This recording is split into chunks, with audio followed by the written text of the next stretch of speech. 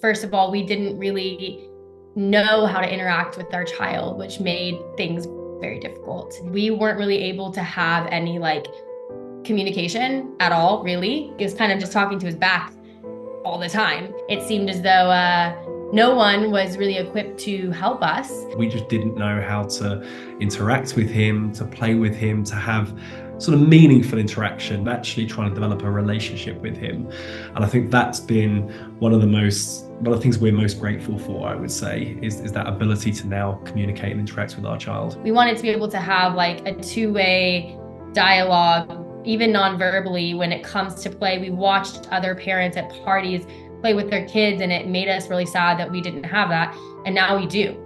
We can play anything with Leo. We can teach him anything. We can play anything with him. We can take him anywhere, and he'll follow instructions once we've modeled it. Like things that we never believed. Really, we started to lose hope that we'd ever have that. And well, yeah, it's incredible. I couldn't agree more. Through the therapist, it's given us the tools to help bring him back round, for us to stay calm, to stay, to not get too kind of caught up in the moment, and just to focus our attention on him. We were just like, oh my God, this is blowing my mind right now. Like, what? He wants to play with us? Like, just all these things we didn't know until the therapist came into the picture. A huge shift now is at weekends, we just have dynamic, fun, fulfilling, meaningful family time that we didn't have before. And I think that's probably the thing that I'm most grateful for TAP about. Oh yeah, it's amazing. Yeah, we look forward to the weekends now. We always believed our child had the capacity, but we were just unsure about what his future looked like. Whereas now he's learning everything. It's all going in because it's modified to what he's comfortable with and where he wants to be met. And he's excelling in all these areas. And we just think, wow, we're looking at these amazing schools for him. And there's so many, and we just think he could go, he can have his pick to wherever he wants to go, because he can do everything now that we know how to meet him where he wants to be met. I don't know where else we would have turned, because there isn't really anything else out there in the UK. I think Leo's just benefiting from so many very educated, very just brilliant people that have all come together to help with the progress that we've seen.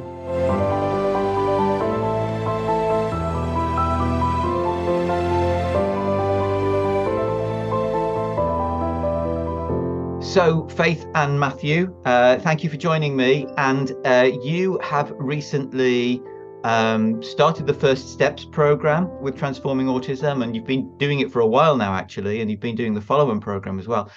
How's that been for you? Tell me first how things were different when you started. So when we started, it was a difficult dynamic we had at home. So I think, first of all, we didn't really know how to interact with our child, which made things very difficult. And for the most part, we weren't really able to have any communication at all, really, with Leo. I don't really know how else to put it. It was kind of just talking to his back all the time. And we didn't know where to take him, what to do with him, how to play with him. It was like learning a new language. And it seemed as though no one was really equipped to help us until I found your video on YouTube. And that's where this all began. Yeah, I think it's, I mean, we've been in the program now for some time, and I think it's been a case not just of supporting Leo, but also supporting us.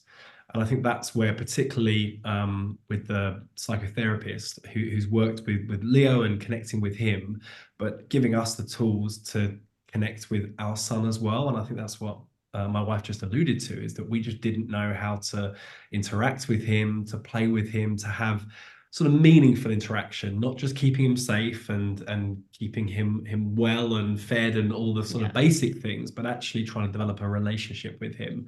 And I think that's been one of the things we're most grateful for, I would say, is that ability to now communicate and interact with our child. Would you be happy to share what some of the things you learned were and how they made a difference?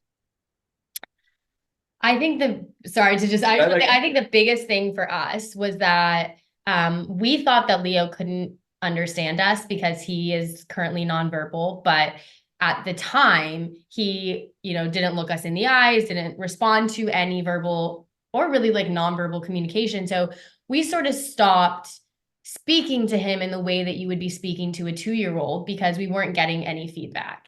Come to work with our therapist and learn that Leo does understand a lot more than we think. And when we changed our approach in communicating with Leo verbally, all of a sudden, with enough persistence, he started responding, not verbally, but we're getting there, but he started responding to us non-verbally and giving us big clues that like he actually is listening and responding selectively. And I think that changed everything for us. Yeah. Yeah, definitely. Yeah, I was like, oh, okay, just kidding. I had no idea that like yeah, that was huge. But I mean, outside of that as well, I think we learned in occupational therapy, we learned that Leo just needs more time. Like when we want to engage in an activity, we would kind of like bring him a toy and he wouldn't be interested. So we would think, whatever, you know, he doesn't want to play with us. But actually, it's like that persistence and waiting, giving it 5 minutes, demonstrating it like 5 or 6 times that actually he did want to play with us. And so we learned to like slow it down, take a little, be a little bit more engaging, be a little bit more animated, bring in like a little bit more excitement with the toys. And all of a sudden he's like playing these games that our friends are playing with their kids. And now that rate of response is much faster, obviously. And that's been a huge improvement. Like you can show him 1 or 2 times and he does it.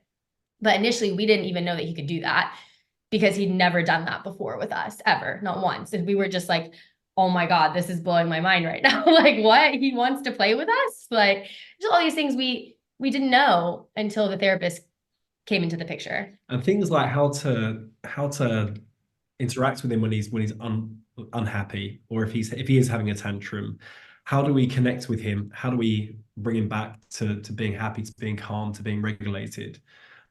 Which I think we were struggling with that in terms of just executing on that, but also struggling with that in terms of the sort of psychological impacts. Like when you're seeing your child who's so upset, it's very distressing for any parent.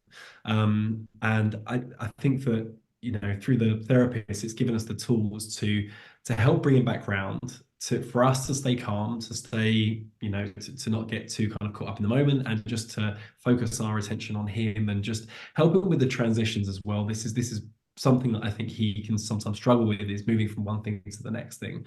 You know, an example we had in our last psychotherapy session was, you know, because my solution to that is very often distraction. So I will get him some food to distract him from the tantrum that he's in, to get him to focus on something else. But you know, our psychotherapist has really challenged that and said, well, that's a quick fix solution. Let's actually try to really bring him round and maybe kind of go through an uncomfortable phase of actually transitioning him. But the idea is that down the line, you know, he will transition better in time. And that just means, I think my wife alluded to, you know, slower transitions, you know, really talking to him, explaining to him what's happening, what's about to happen, and helping him to understand. And I think that's been a huge thing for us. It sounds like sort of small shifts, small changes in emphasis, subtle changes that bring about big results. And you're talking like you're real pros now at this after being through the program. How easy was it to actually make that transition and sort of hold it all in your head and put it into practice? And how much support did you get to do that? I don't think it is easy. It's not easy for anyone to make a behavioral change, but I think obviously I think we were skeptical at first, because when the therapist came in and they were like, oh, just explain it to him, or just like, yes, just try again with the game and like he'll play. We were like, we've been doing this for 2 years and he's never, done that. I think we know our child. But then like first one, like to some degree, just like trusting that process and getting nothing back over and over and over, and to finally like start seeing results, I think is difficult because it requires a large degree of patience, because this kind of change is so gradual. But it's become so much easier because obviously now we're seeing like even one tiny thing for us is such a reason to celebrate, that we are like so on it. We're implementing everything, and we're quite that way anyways. But it required a lot of support. We've been working with these therapists weekdays, individually with them, without Leo, with Leo, with our daughter. I mean, it's like I felt like, especially at the beginning, we were really handheld because it's like it felt like speaking a different language. Mhm. And so we literally needed them to translate for us for probably the first 6 months, like just sit down and take me through exactly what to do because I don't have any idea. And now it's a little more intuitive, becoming much more that way. But also, Leo is a completely different child.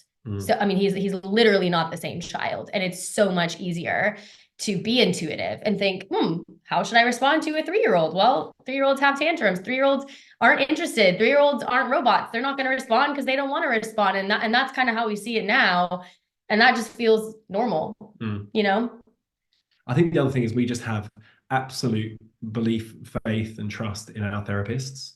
They are modeling to us during their sessions the behaviors or the interactions that we're then emulating when they're not around, and they've just been so fantastic as kind of role models in that department.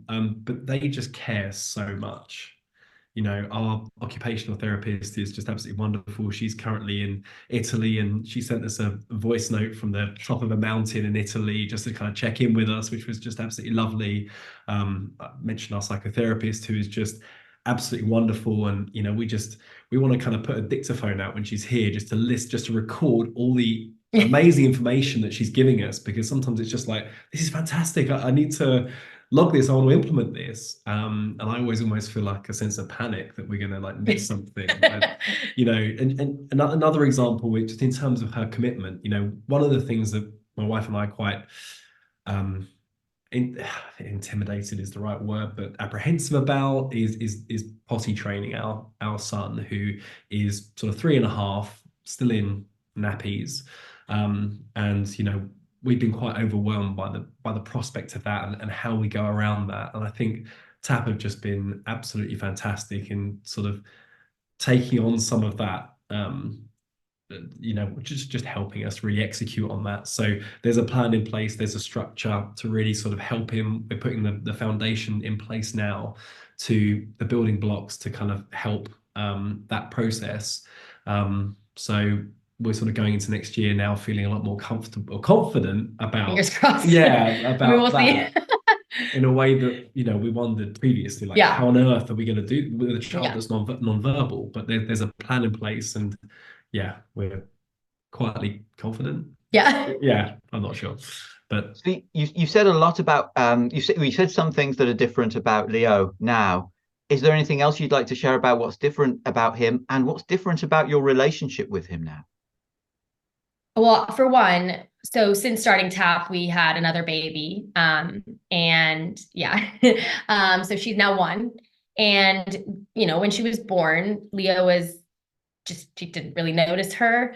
And probably like, he just ignored her, really. But we were a bit like, we really want to be able to have our children have a relationship, or at the very least kind of like be able to be comfortably together, because that was something we struggled with. He didn't really want to be around her. Now he will like actively go sit next to her, play parallel play, easily happy, laughing. They get in bed together. We read books with them together. It's more than I could have dreamed in such a short amount of time. And that's the most you could expect for a 3-year-old and a 1-year-old anyways. It's not like we would expect them to be playing the same game and having the same interest, but we can now be in the same place for hours at a time. And he's happy, he's undisturbed. He's not any more bothered than a other 3-year-old would be at his little sister pulling at him or stealing his toys. And that's one of the biggest goals that we had. So to be able to have that is huge. But I think outside of that, just like Matt said, to be able to play with our child, is what we wanted. I mean, but besides, of course, we want Leo to eventually speak, and we want so much for Leo, but we wanted to be able to have a 2-way dialogue, even non-verbally, when it comes to play. We watched other parents at parties play with their kids, and it made us really sad that we didn't have that.